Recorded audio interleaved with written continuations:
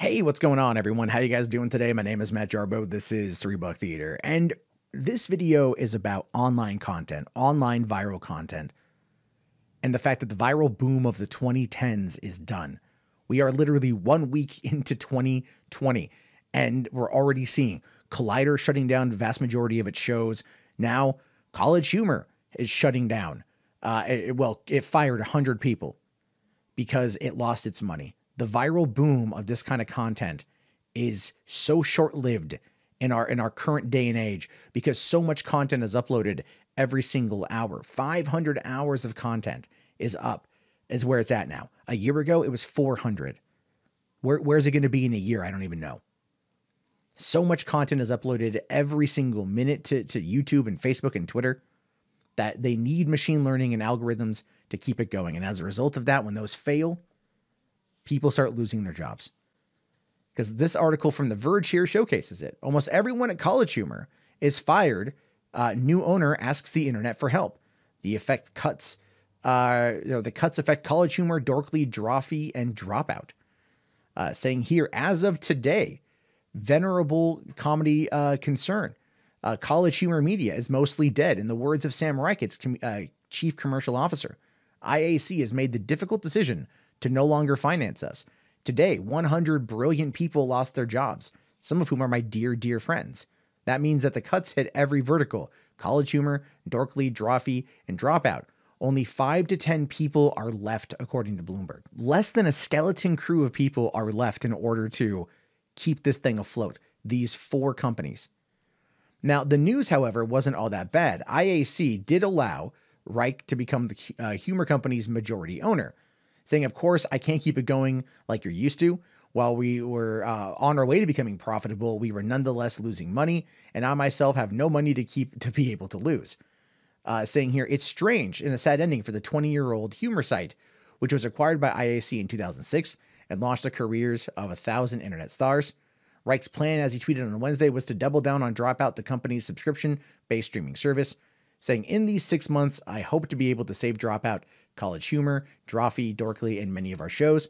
Some will need to take bold new creative decisions in order to survive. You may not agree with all of them, but this won't be the last time I ask for your support. And that is in regards even to the situation involving Collider the other day. The same thing. All the people that got let go, nowhere near 100, but all the talent that got let go are going to go and start their own programs and put up their own patrons and their own streams with Streamlabs, and they're all going to be putting out that digital tip jar. And I'm not against it. I have my own digital tip jar, patreon.com/Matt Jarbo, right?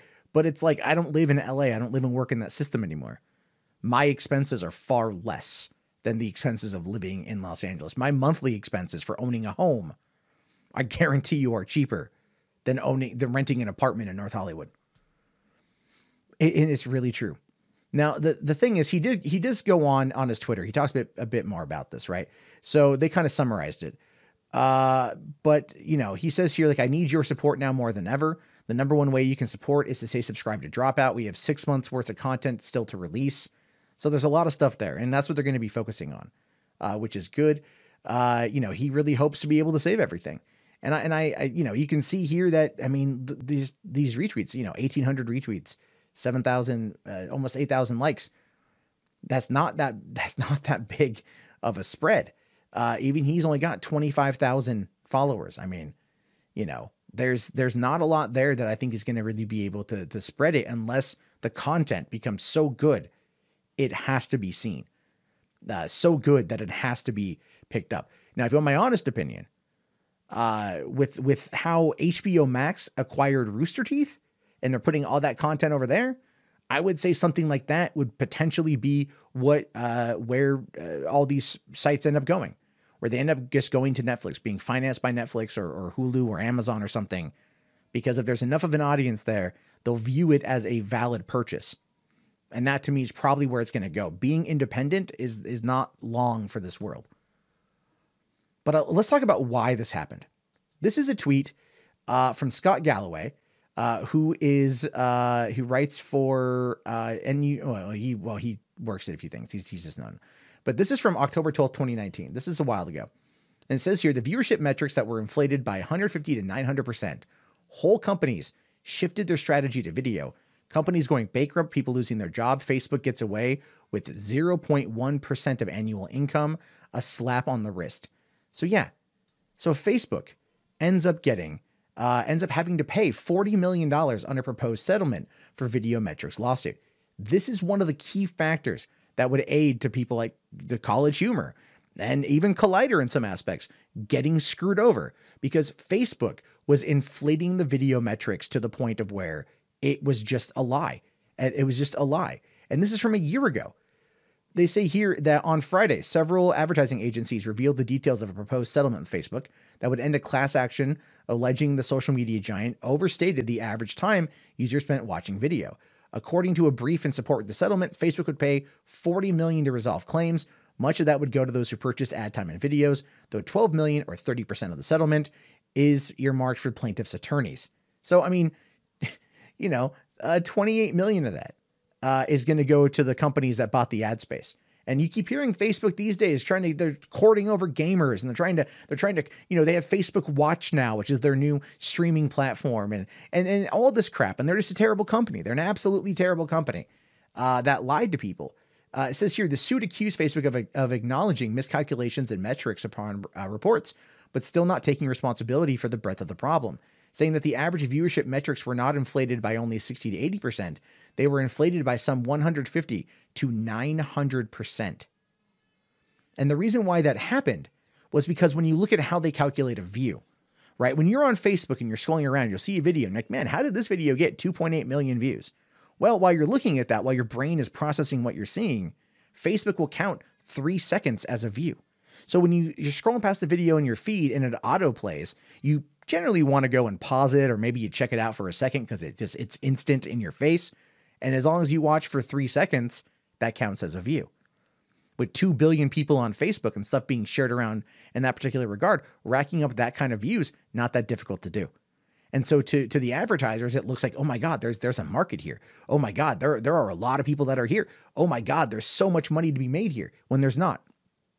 When there's really not that many people, because the content is not that interesting. Nobody wants to watch on vertical. It's why they launched IGTV over a year and a half ago, and you never hear anything out of IGTV. I was at their VidCon 2018 panel when they just launched IGTV, and they literally tried saying that the future is vertical video. Nobody thinks the future is vertical video. Nobody. But when you come over here and you go back to this tweet from Scott, this is a retweet from Adam Conover, right? This gives you an idea as to why CollegeHumor died. Saying here, my former employer CollegeHumor did this. In order to beat YouTube, Facebook faked incredible viewership numbers. So CollegeHumor pivoted to Facebook, so did Funny or Die and many others. The result, a once thriving online comedy industry was decimating. A $40 million fine is laughable. Shut Facebook down. And this is from October 12th, 2019. And he just retweeted this today, which is what brought it back to my attention. But it's very true. When these companies that were relying on viral content, relying on the algorithm, relying on all those things that were almost kind of promised to them, right? It's the same thing we have with YouTube. Us YouTubers get so mad at the platform because of how they do all this stuff. When this happens and they end up being in a situation where they get lied to and these numbers get inflated and they lose all of this money and all of this potential and all of these things, and then Facebook gets hit with a $40 million fine, we see the situation with CollegeHumor, and we see it happening more and more frequently. I don't know how to fix this problem. I don't know if the viral content boom can ever come back. Viral videos now feel like a dime a dozen. There's so many of them for different reasons, and oftentimes not the good reasons. You know, Collider, I just did a video, an open letter to Mark Fernandez, where I talk about the deepfake stuff and how it's kind of already wearing on people. It's a funny meme. It's funny in short bursts, but doing full 15-minute videos loses its edge and people stop caring. And then the views will start going down. And then because Mark is trying to back deepfakes and the whole for your consideration thing, that ends up being a problem because it ends up being uninteresting, right? It ends up becoming a time suck, not developing personalities, not developing these new stars, which is what CollegeHumor did. Funny or Die did. They allowed those people to come on in and create that talent, and that talent would then find them work. And then these media companies wanted to buy on that talent. And they relied on the success of social media metrics, which in the case of Facebook were vastly overstated, vastly overstated. And it just ended up causing this massive problem that we are now seeing in the first week of 2020. Two major competitors in that market getting slashed because the industry is changing. And it's happening with YouTubers as well. You know, like it is. I mean, look, I make money to get by. I could always use more. I hate to jingle the cup. I really do. You know, but it's like there's times where like I need it. You know, there's times where I need the help. And it's like asking, but then everyone asks. It's the weirdest place to be. So if you do want to help the channel, if you do like the content, you can. There are ways, but like I just want to say, like, you know, I really do hope that all those people get their jobs back and that they find themselves able to transfer over to streaming, because I think they'll be able to find a lot of that with streaming.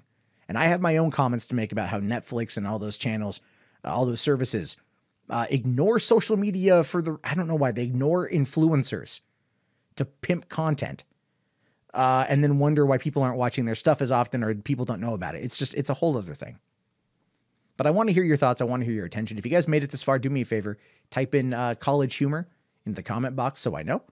Be sure to like the video while you're at it. Hit that subscribe, smack that bell, and keep the conversation going down below. I really want to hear it. I'll talk to you guys later.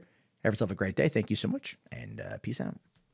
Hey, thank you very much for watching the video. If you want to keep the conversation going, and if you made it this far, you clearly do, come on in and join the Discord. Link is in the video description. Can't wait to see you there. Have yourself a great day, and peace out.